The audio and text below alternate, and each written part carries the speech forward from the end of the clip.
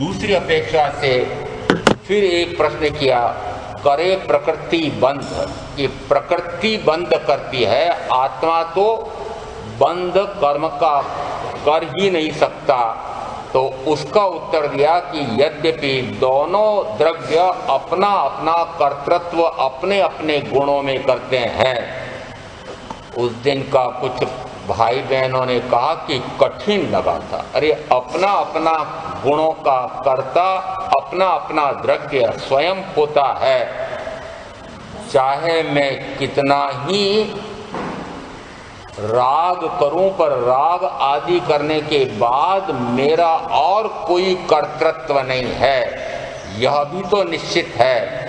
मैं मात्र राग का भाव कर सकता हूं, वह भाव करने की सामर्थ्य इस पुद्गल में नहीं है। और पुद्गल में क्या सामर्थ्य है कि उस राग के अनुसार ज्ञानावरणादि कर्म का कर्तृत्व करने की शक्ति है। तो यहाँ दोनों द्रव्यों में अपनी अपनी शक्ति से परिणमन हो रहा है, ऐसा स्पष्ट कह करके कहा कि यद्यपि प्रकृति स्वयं ही परिणमित हो रही है, परंतु वह स्वयं अपने सहज गुण से तो जो परिणमन करती है वह तो भिन्न है, परंतु मेरे विकार के कारण से वह कर्म रूप परिणत हो रही है। यह भी व्यवहार में दिखाई दे रहा है। और दोनों अपने अपने गुणों में कर्तृत्व करते हुए ही एक दूसरे के लिए निमित्त नैमित्तिक बनते हैं। यहाँ उस कर्म के निमित्त से मैं रागादि रूप परिणत होता हूँ, मेरे रागादि रूप परिणमन करने से वह कार्मण वर्गणा का पुद्गल वह भी परिणत होता है। ये दोनों अपने अपने गुणों में परिणमन करते हैं, परंतु एक दूसरे के निमित्त से करते हैं। निमित्त नैमित्तिक का इनकार नहीं है, परंतु कर्ता प्रत्येक द्रव्य अपना अपना ही है। कोई भी एक द्रव्य दूसरे द्रव्य का कर्ता नहीं हो सकता है। एक द्रव्य का यदि दूसरा द्रव्य कर्ता नहीं हो सकता है, तो दूसरा द्रव्य पहले द्रव्य का भी कर्ता नहीं हो सकता है। इसका अर्थ हुआ कि एक द्रव्य दो द्रव्यों का कार्य नहीं कर सकता। दूसरी अपेक्षा से कहें कि दो द्रव्य मिल करके एक द्रव्य का कार्य नहीं कर सकते। यदि ऐसा कभी मानते हो कि मैं अपना भी कार्य करता हूँ और ये शरीर तेरा भी कार्य करता हूँ, तो वस्तुतः तो मैं इस पर द्रव्य का कर्तृत्व कर नहीं सकता, पर मात्र करता हूँ ऐसा भाव करके अहंकार करता हूँ और साथ में मिथ्यात्व पालता हूँ।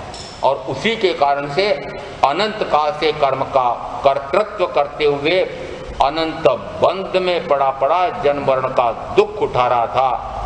क्यों ऐसा मिथ्यात्व पालना कि मैं पर द्रव्य का कर्ता हो सकता हूँ, मैं अपने ही द्रव्य का कर्ता हो सकता हूँ। एक द्रव्य की एक क्रिया ही हो सकती है, दूसरे द्रव्य की क्रिया दूसरे द्रव्य में होती है। इसका अर्थ हुआ, इसका अर्थ यह है कि एक द्रव्य दो प्रकार की क्रियाओं का कर्ता नहीं होता है। दो क्रियाएं एक द्रव्य नहीं कर सकता, दो द्रव्य मिलकर के भी एक क्रिया नहीं कर सकते। इतना दोनों द्रव्यों में स्पष्ट अंतर दिखा करके जो शिष्य ने प्रश्न किया था कि प्रकृति बंध करती है, उन्होंने कहा प्रकृति स्वतः बंध नहीं करती है, मेरी प्रेरणा के बिना वह प्रकृति बंध रूप होती नहीं। आत्मा सदा असंग ने करे प्रकृति बंध, उसका इस प्रकार से दो गाथाओं में विस्तार से वर्णन करके फिर दूसरी पंक्ति में आया था, अथवा ईश्वर प्रेरणा तेथी जीव अबंध। यदि प्रकृति बंध करती है, ऐसा निवारण किया कि प्रकृति बंध नहीं करती है, आत्मा के भाव से वह बंधता है।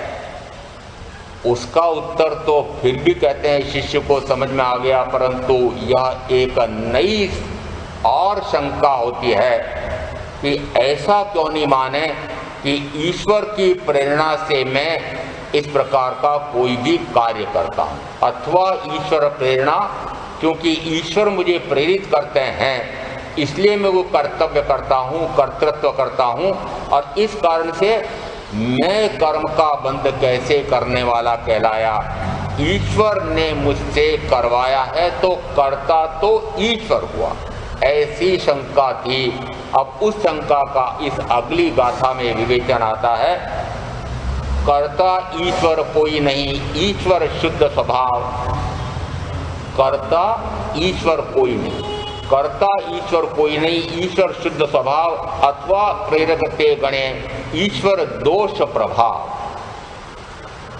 यदि ऐसा मानते हो कि ईश्वर कर्ता है तो वह तो वस्तुतः कभी भी कर्ता हो नहीं सकता। क्यों नहीं हो सकता? कि ईश्वर शुद्ध स्वभावी है, सहज स्वभावी है, ज्ञाता दृष्टा स्वभावी है, पूर्णतः वह शुद्ध हो गया है, निर्मल हो गया है, निर्विकारी हो गया है। यदि ऐसा मानो कि वह तो अनादि से शुद्ध है, अनादि से निर्मल है, अनादि से निर्विकारी है, अनादि से ज्ञाता दृष्टा भाव का है, अनादि से वह एक सर्वशक्तिमान ईश्वर है, ऐसा भी मानते हो तो भी यह तो माना तुमने कि वह शुद्ध परमात्मा है। यहाँ चाहे पूर्व मीमांसक उत्तर मीमांसक के वेदांती कहें, सर्वशक्तिमान ईश्वर को मानने वाले, और ये तो भारतीय दर्शनों में है, पाश्चात्य दर्शनों में, विदेशों में अन्य दार्शनिक भी ईश्वर कर्तृत्व को मानते हैं। चाहे कोई पैगंबर को प्रतिनिधि मानकर के कोई अल्लाह को ईश्वर मानते हैं, कोई यीशु मसीह को उनका प्रतिनिधि मान करके कोई एक परमेश्वर, एक परमात्मा ऐसा है मानते हैं। इसका अर्थ हुआ कि विश्व में अधिसंख्यक मैंने वर्तमान जनसंख्या की अपेक्षा से लगाओ तो 99% मनुष्य ऐसे हैं कि जो ईश्वर कर्तृत्व में ही विश्वास करते हैं। जो कुछ करता है वह ईश्वर करता है। ईश्वर कैसे करता है? तो किसी ने यीशु मसीह नाम के एक व्यक्ति को भेजा, ऐसा मानते हैं। कोई ऐसा मानते हैं कि इस प्रकार से ऐसे ऐसे पैगंबर होते रहते हैं, वो पैगंबर भेजता है। कोई ऐसा मानते हैं कि इस प्रकार से गुरु को भेजा जाता है, वे गुरु को मानते हों। और कोई ऐसा मानते हैं वेदांती कि वे एक ऐसे परमेश्वर, परमात्मा, सर्वेश्वर ऊपर ही ऊपर हैं, और उनके ब्रह्मा विष्णु महेश नाम के 3 प्रतिनिधि देवता हैं। वे कर्ता हैं इस सृष्टि के, वे ही इस सृष्टि के पोषक हैं, वे ही इस सृष्टि के संहारक हैं। और ऐसा निरंतर यह ईश्वर लीला करता है। ईश्वर लीला करता है का क्या अर्थ? मनोरंजन करता है। यदि वह ऐसा परम शुद्ध आत्मा है, या कहें कि वह परम शुद्ध हो गया है, यदि परम शुद्ध हो गया है, सर्व रंजन से परे हो गया। रंजन किसे कहते हैं? कि कोई कार्य करने में अच्छा लगता है, मनोविनोद होता है, सुख लगता है, उसको रंजन कहते हैं। आगे शब्द और लगाएगा कि मन में रंजन होता है तो वह मनोरंजन होता है। यदि ईश्वर को भी मनोरंजन सूझता है तो फिर आप श्रोताओं को भी मनोरंजन क्यों नहीं सूझना चाहिए। इसलिए जिस समय ऐसे कोई बैठे हों पाठ पर कि जो कोई ऐसे मनोरंजनकारी प्रवचन दें तो वे आपको सुहाते हैं। मनोरंजन हो गया। आज तो ठहाके लगे कितनी बार, कहाँ पर? प्रवचन में ठहाके। मैंने कहा ये शुद्ध परमात्मा 5। परम शुद्ध तो 2, एक अरिहंत परमात्मा और दूसरे सिद्ध परमात्मा, और शेष 3 ये भी शुद्ध आत्मा, परम शुद्धि के निकट पहुंचने वाले, ये अपने आत्मा के अपूर्व आनंद में लीन रहने वाले, इनको भी मनोरंजन करने कराने का सूझे तो फिर मैं शुद्ध आत्मा कैसे कहूं? यदि उन परमेश्वर को मनोरंजन सूझ सकता है तो फिर आपको और आपके भी ऐसे इन 3 पदवीधारियों को मनोरंजन सूझे तो कौन सी आश्चर्य की बात है। मनोरंजन उसको भी लगता है कुछ खेल करना चाहिए, कुछ खेल करना चाहिए, तो खेल खेलने के लिए वह खिलौने बनाता है। आप क्या हैं? खिलौने। किसके? उस परमात्मा के खिलौने हैं। जैसे बचपन में आपने तरह तरह के खिलौने बना करके खेला होगा, ऐसा वो ऊपर ही ऊपर सर्वशक्तिमान ईश्वर बैठा हुआ है, वह भी इस प्रकार के खिलौने बना करके फिर भेजता है, और किसी को कुछ और किसी को कुछ, इस प्रकार से किसी को नाचने का कहता होगा, किसी को गाने का कहता होगा, किसी को वाद्य यंत्र बजाने का कहता होगा, और किसी को नाटक करने का कहता होगा, और ऐसे कई प्रकार के ऐसे खेल खेलता है। उसको क्या कहते हैं? रंजन, जो निरंजन हो गया। देखो वेदांतियों की परिभाषा, चाहे वेद देखो चाहे पुराण देखो, और अपेक्षा से यदि गीता भी पढ़ो, मानस पढ़ो, उसमें उनको कैसा कहा? निरंजन निराकार आया है। यदि निरंजन यानी अब वो रंजन से परे हो गए हैं, अब वे आकार से परे हो गए हैं, निराकार हो गए हैं, अब वे कोई आकार धारण नहीं करते हैं, परंतु फिर उनको लगता है कि नहीं नहीं, इस सृष्टि में बहुत अन्याय अत्याचार हो गया है, पापाचार बढ़ गया है, कुछ ऐसे पापाचारी दुष्ट आत्माएं ऐसी पैदा हो गई हैं, इसलिए फिर वे जिस समय अन्य सदाचारियों को, सन्यासियों को, धर्म करने वालों को दुख देते हैं, तब उसे ऊपर बैठे बैठे दया आती है, और दया करके फिर क्या करता है? अवतार लेता है। आपके यहाँ भी तो अवतार लिया था, किसने लिया था बता दोगे आपको? भगवान महावीर स्वामी ने अवतार लिया था। वे अहिंसा के अवतार, एक शब्द तो आपका मैंने देखा हुआ, यहाँ नहीं देखा पर मैंने देखा हुआ, अहिंसा के अवतार। और फिर आपकी प्रार्थनाओं में वे पाप मिटाने आया था। हमारे यहाँ ईश्वर के लिए, क्योंकि ईश्वर से इतना घनिष्ठ संबंध होता है, जिससे जितना घनिष्ठ से घनिष्ठतर घनिष्ठतम संबंध होता है, तो उसको हम तू से बोलते हैं। तो चाहे ईसाई धर्म में हो, न चाहे इस्लाम धर्म में हो, और चाहे वेदांत में, चाहे हमारे यहाँ ईश्वर के लिए तू है। वह पाप मिटाने आया था। कौन? बोलो तो सही। महावीर पाप मिटाने आया था।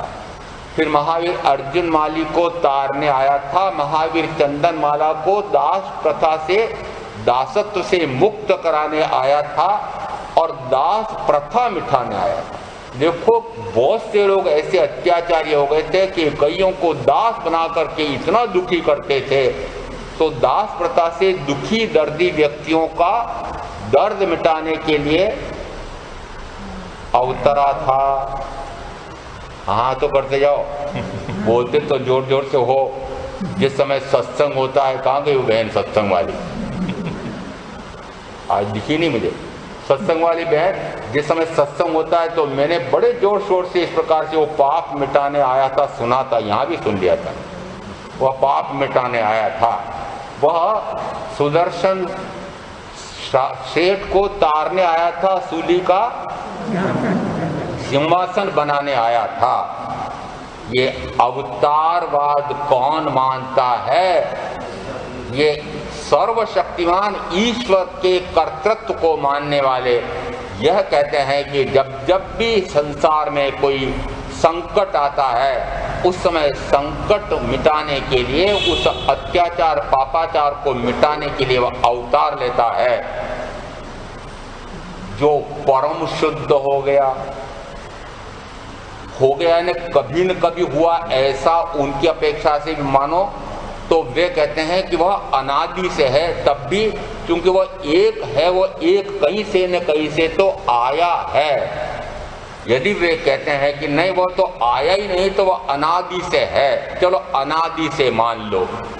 यदि अनादि से भी मानते हो तो कैसा है? परम शुद्ध।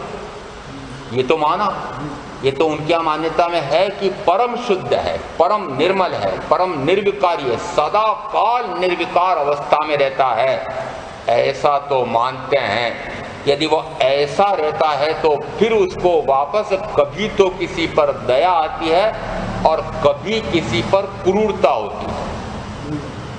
क्रूरता किस पर हुई? अरे कृष्ण को दया आई कि नहीं? और क्रूरता किस पर आई? कंस पर। और राम को दया आई और क्रूरता किस पर हुई? कि रावण पर। ऐसे कितने अवतार। इसका अर्थ है कि वहां पर भी किसी के प्रति दया है और किसी के प्रति क्रूरता है। आप कैसा मानते हैं? न किसी के प्रति लेश मात्र भी राग है, न किसी के प्रति लेश मात्र भी द्वेष है। ऐसी वीतरागता, ऐसी शुद्ध अवस्था जिसको परम शुद्ध अवस्था प्राप्त हो गई है, जिसके लेश मात्र भी कर्म का संग नहीं रहा है। ये 3 प्रकार के संग पड़े थे। उनमें एक आया था ज्ञानावरणादि द्रव्य कर्म का संग। उसके कारण ही 4 कर्मों के फलस्वरूप ये शरीर आदि का संग, और उसी के कारण से रागादि भाव कर्म का संग। अब इन तीनों संगों से वे पूर्णतः परे हो गए। भगवान महावीर ने कौन से परमात्मा को मानना? कौन से परमात्मा को माना? माना उन्होंने। जिस समय आता तो है हमारे यहाँ कि जिस समय होने वाले तीर्थंकर संयम ग्रहण करते हैं, उस समय वे सिद्ध परमात्मा को वंदन करते हैं। लक्ष्य में क्या है? सिद्ध हो जाऊं, बुद्ध हो जाऊं, मुक्त हो जाऊं, परिनिर्वाण को प्राप्त कर सर्व दुखों का अंत कर दूं।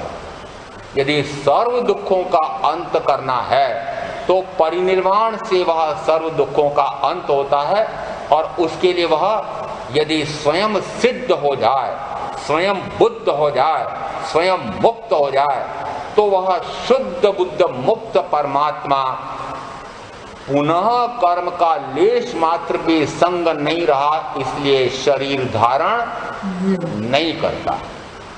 ऐसा सिद्ध परमात्मा का स्वरूप भगवान महावीर ने बताया है।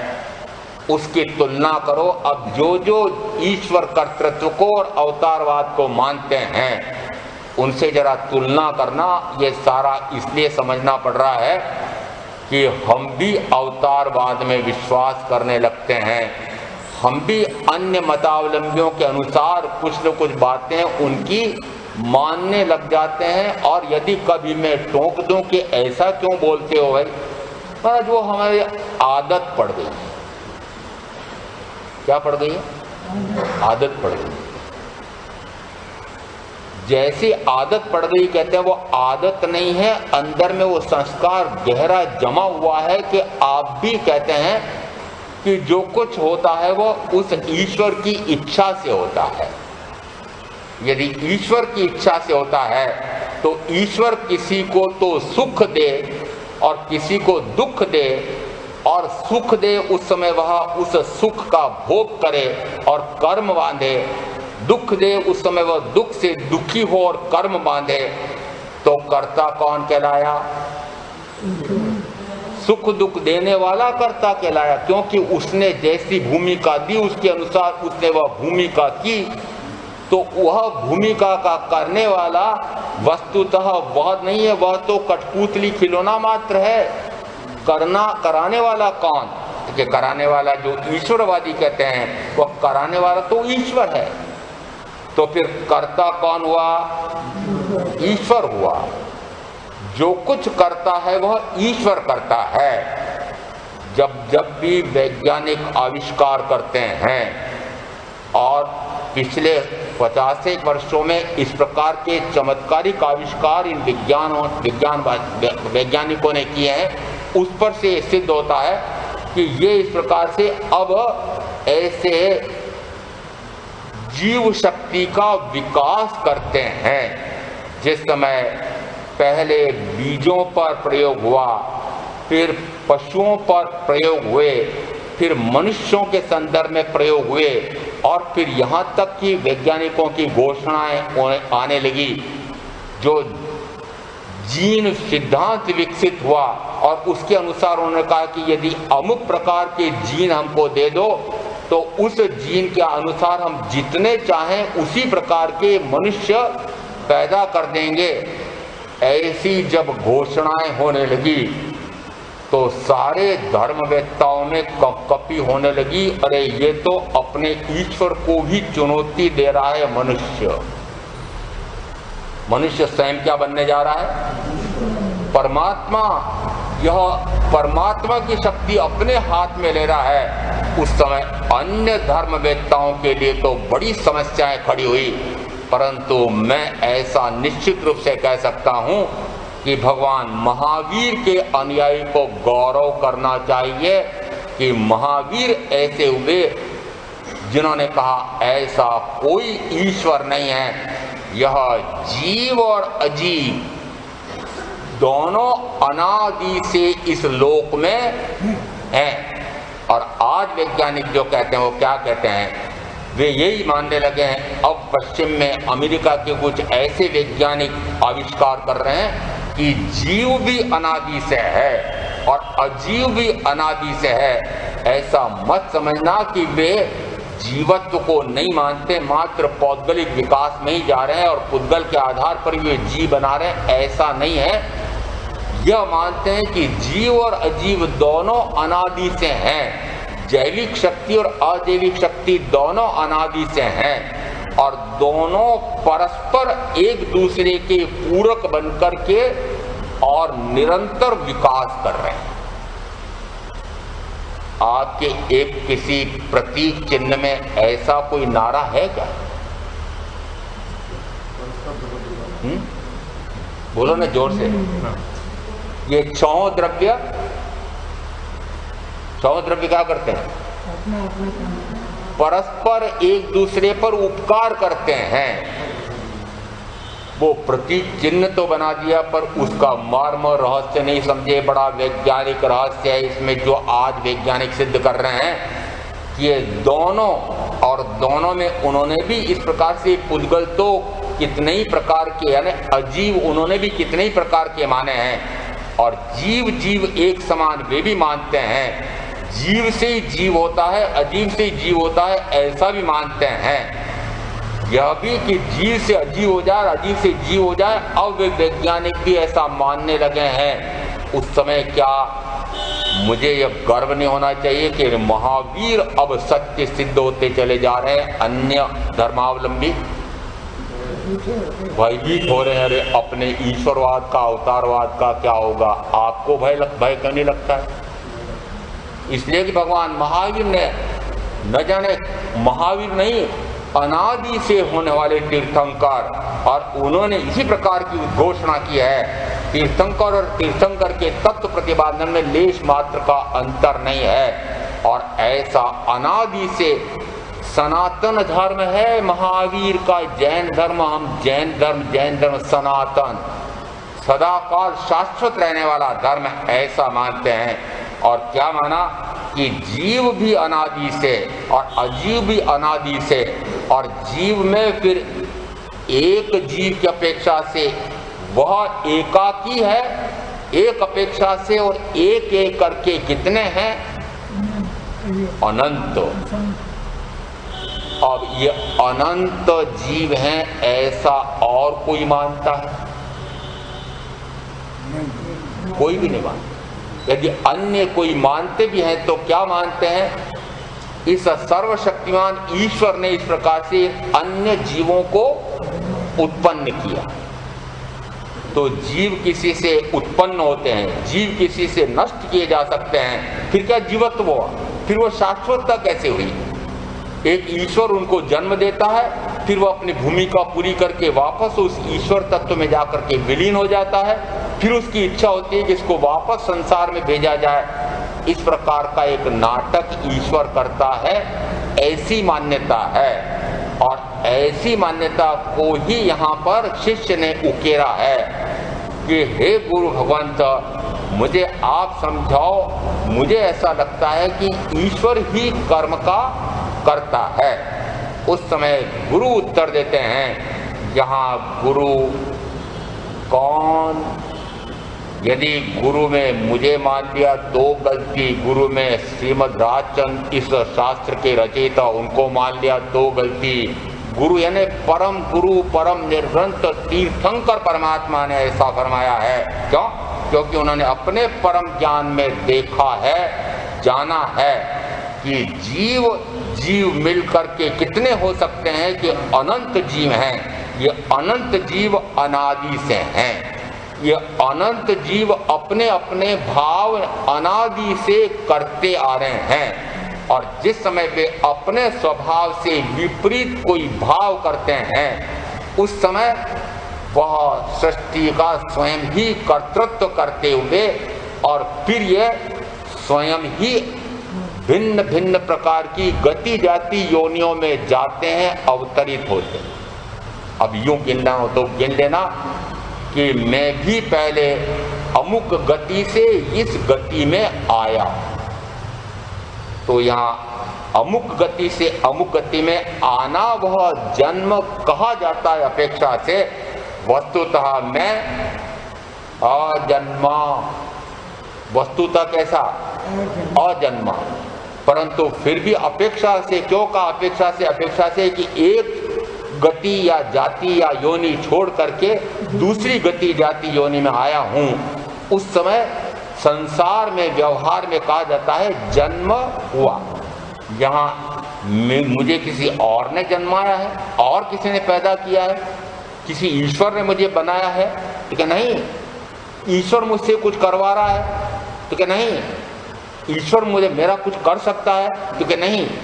ईश्वर का कोई प्रतिनिधि मुझे सुख दुख दे सकता है, तो कहा नहीं।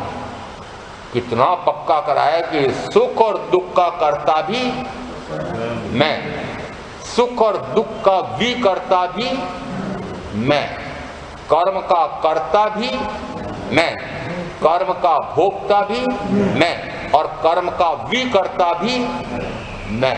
अप्पा कत्ता विकर्ताय दुहाणय सुहाणय अप्पा मित्तम अभितम च दुपट्टियः दुपट्टियः। आत्मा ही करता है। यहाँ एक तरफ तुलना करना कि एक दार्शनिक ऐसा कहते हैं कि आत्मा करता नहीं है, ईश्वर करता है।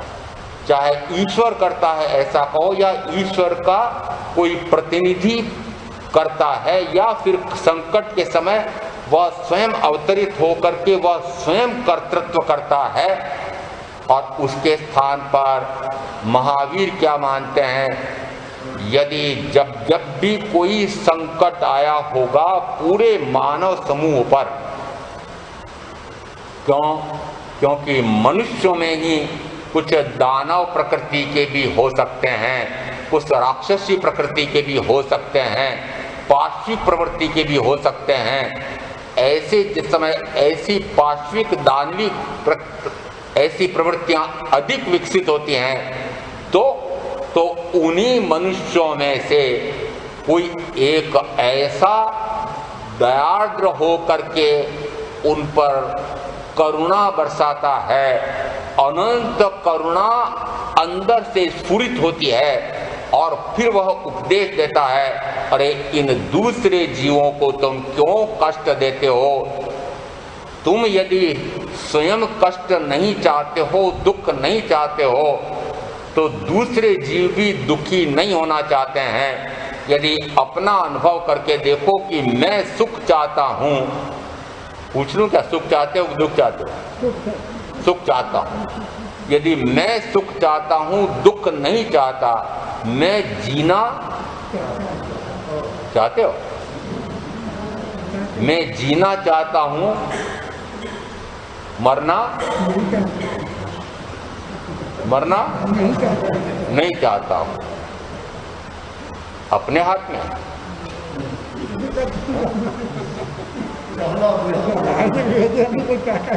जीना मेरे हाथ में, मरना मेरे हाथ में, मेरे हाथ में नहीं तो फिर किसी देवी देवता के हाथ में, तो फिर किसी ईश्वर के हाथ में, अरे फिर किसके हाथ में?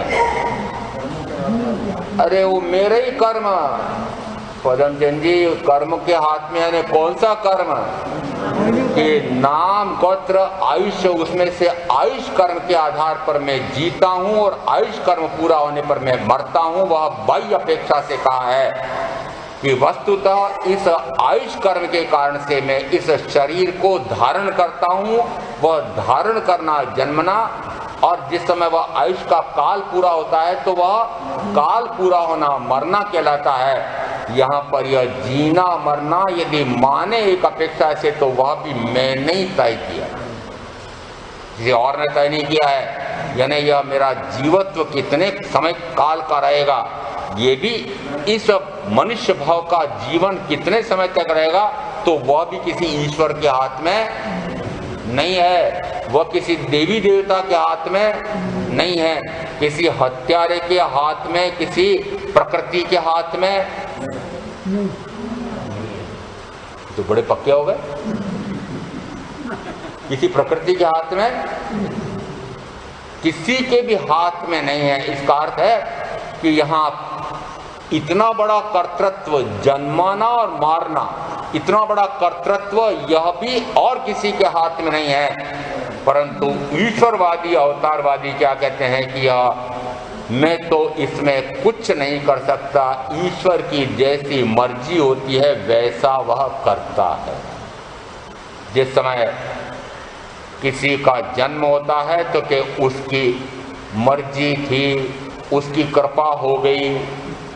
किसकी कृपा हो गई? ईश्वर की, भगवान की कृपा हो गई तो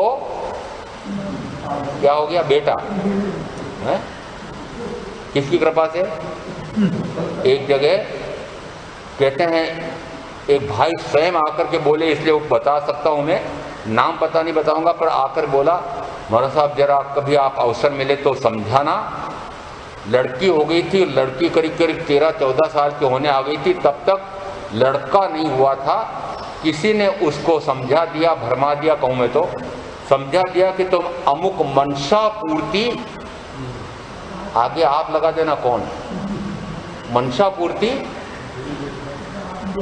अरे मनसा पूर्ति हनुमान जी होते हैं। मनसा पूर्ति हनुमान जी के यहाँ पर जाना और वहाँ पर एक नारियल, बजने वाला नारियल ले जाना और लच्छा लपेट करके ले जाना और वहाँ टांग करके आ जाना और मनोती करके आ जाना कि यदि मेरे लड़का हो जाए तो 1.25 मन का लड्डू चढ़ाऊंगी आदि।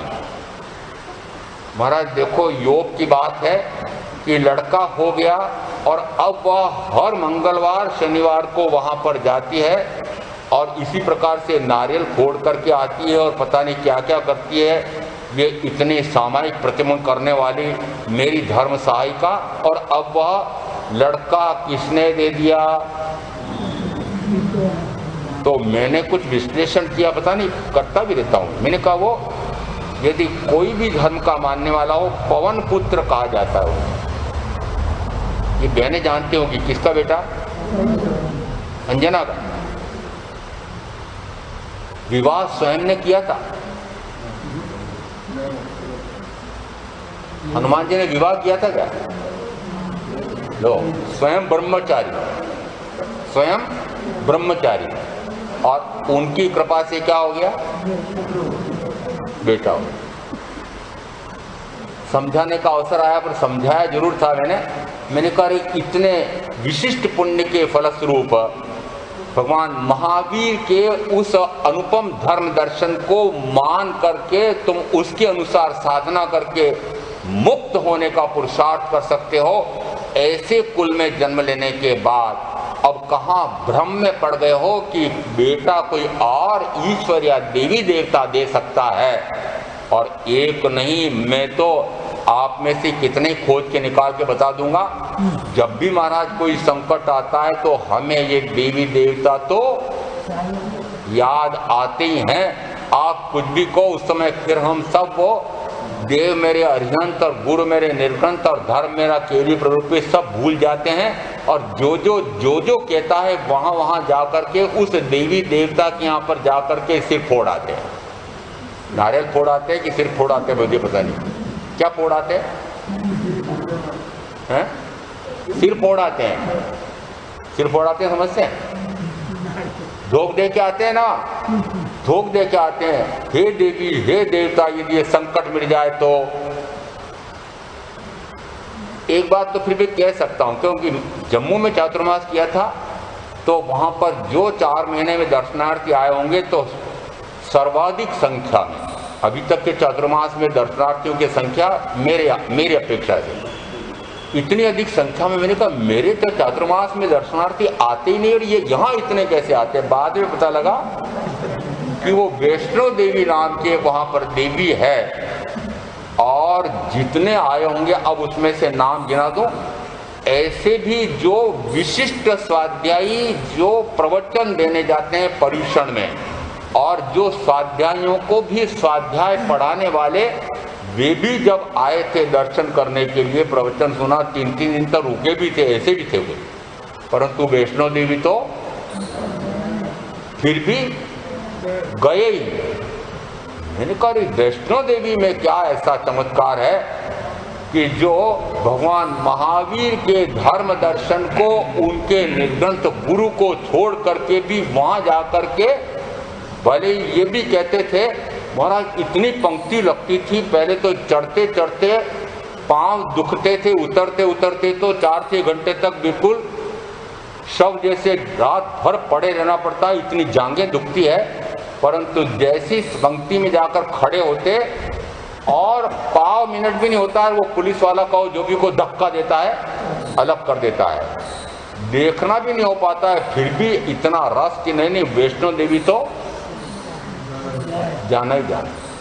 तो फिर मुझे कहना पड़ता है,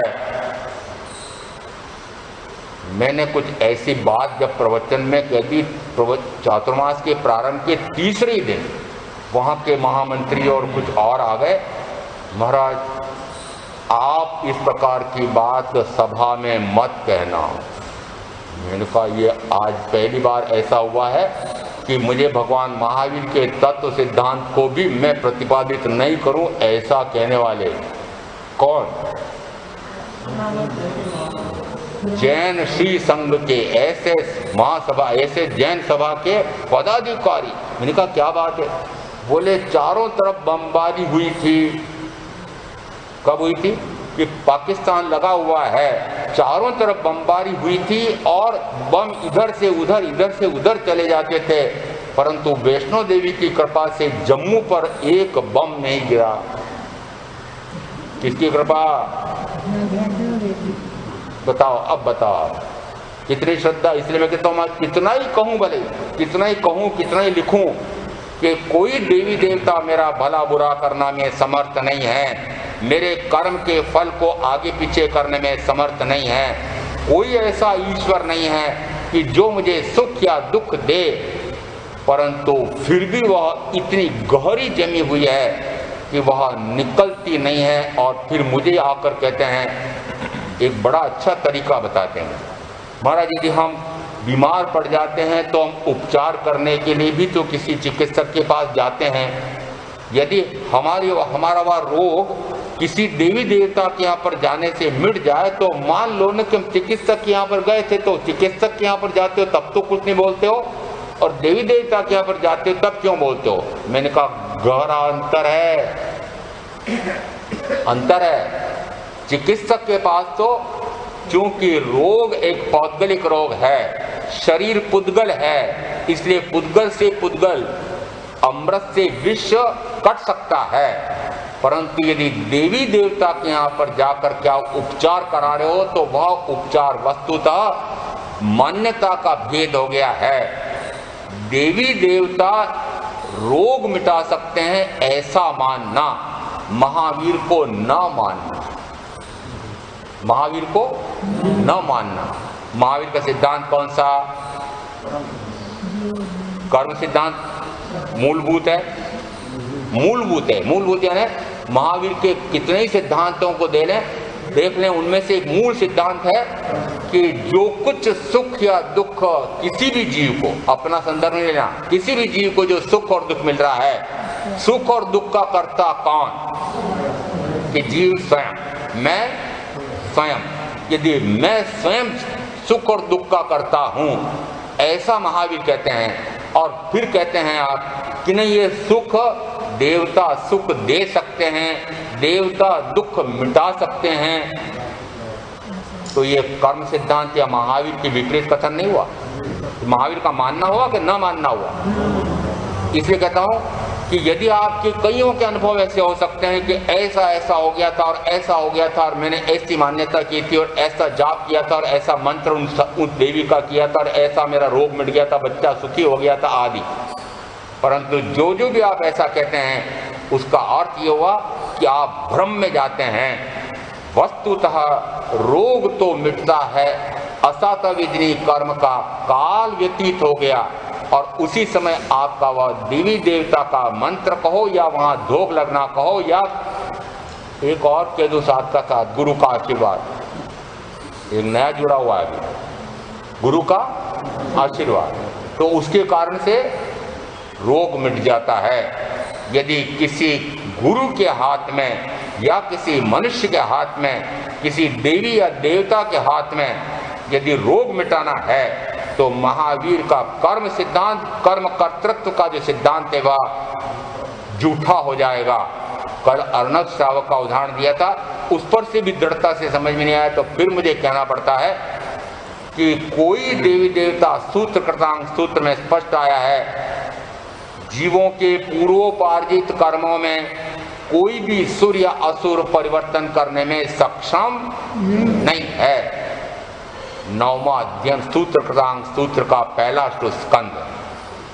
फिर व्याख्या प्रज्ञप्ति सूत्र में आया, भगवान से पूछा इंद्रभूति गौतम ने, भगवान दुख की वेदना, वेदना क्या का वेदन यह स्वकृत है कि परकृत है कि उभयकृत है? यहाँ 3 बातें पूछी है।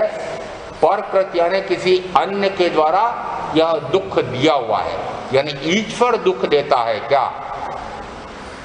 उभयकृत यानी मैंने भी कुछ खोटा कर्म किया होगा और फिर उस देवी देवता ने या उसके मूल ईश्वर ने मिल करके मुझे वापस दुख का फल दिया है।